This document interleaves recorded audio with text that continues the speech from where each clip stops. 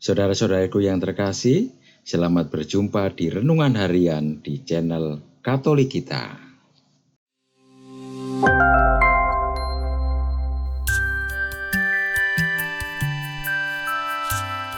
Hari ini, Selasa, 20 Mei 2025, Pekan kelima Paskah. Bacaan pertama. Bacaan diambil dari Kisah Para Rasul, bab 14, ayat 19 sampai dengan 28. Waktu Paulus dan Barnabas di kota Listra, datanglah orang-orang Yahudi dari Antiokhia dan Ikonium, dan mereka membujuk orang banyak supaya memihak mereka. Lalu mereka melempari Paulus dengan batu dan menyeretnya keluar kota, karena mereka menyangka bahwa ia telah mati. Akan tetapi, ketika murid-murid berdiri mengelilingi dia, bangkitlah ia lalu masuk ke dalam kota. Keesokan harinya, berangkatlah ia bersama-sama dengan Barnabas ke Derbe. Paulus dan Barnabas memberitakan Injil di kota Derbe dan memperoleh banyak murid. Lalu kembalilah mereka ke Listra, Ikonium, dan Antiokhia. Di tempat itu mereka menguatkan hati murid-murid dan menasihati mereka supaya bertekun di dalam iman. Mereka pun mengatakan bahwa untuk masuk ke dalam kerajaan Allah, kita harus mengalami banyak sengsara. Di tiap-tiap jemaat, rasul-rasul itu menetapkan penatua-penatua bagi jemaat setempat. Dan setelah berdoa dan berpuasa, mereka menyerahkan penatua-penatua itu kepada Tuhan, yang adalah sumber kepercayaan mereka.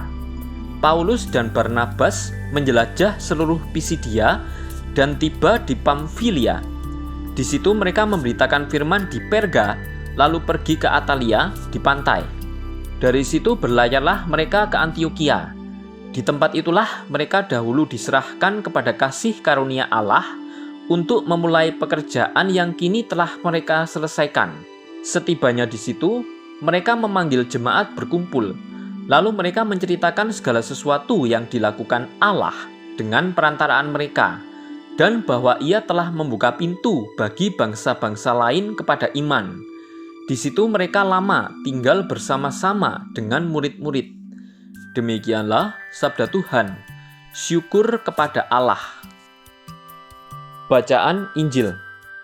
Bacaan diambil dari Injil suci menurut Yohanes, bab 14, ayat 27 sampai dengan 31a. Dalam amanat perpisahannya, Yesus berkata kepada murid-muridnya, "Damai sejahtera kutinggalkan kepadamu, damai sejahteraku kuberikan kepadamu. Dan apa yang kuberikan tidak seperti yang diberikan oleh dunia kepadamu. Janganlah gelisah dan gentar hatimu. Kamu telah mendengar bahwa aku telah berkata kepadamu, aku pergi, tetapi aku datang kembali kepadamu.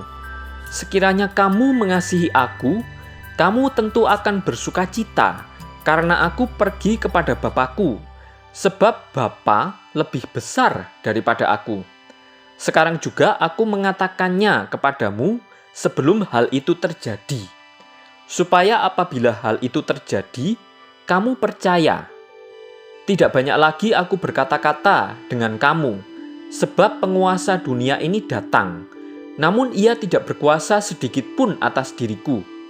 Tetapi dunia harus tahu bahwa aku mengasihi Bapa, dan bahwa aku melakukan segala sesuatu seperti yang diperintahkan Bapa kepadaku."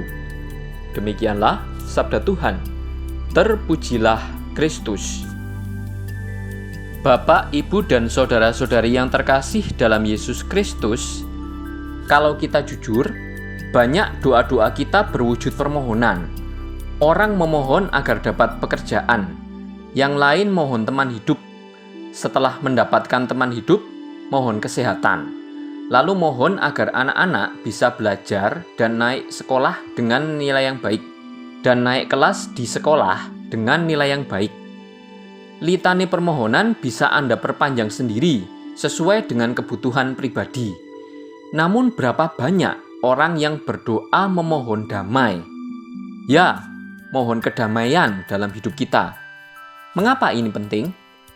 Banyak permohonan kita yang belum tentu merupakan kehendak Allah, dan Allah tampaknya tidak mengabulkannya. Yang berdoa tidak siap, akhirnya malah gelisah. Padahal sudah berziarah ke berbagai gua Maria, doa jalan salib, doa novena, ikut adorasi, berderma, berpuasa, dan sebagainya. Orang yang tidak siap akan apa yang terjadi bisa menjadi kecewa, frustasi, bahkan ada yang sampai bunuh diri. Ada banyak permohonan, namun lupa memohon damai. Kita mohon kedamaian untuk menghadapi apapun yang akan terjadi pada diri kita.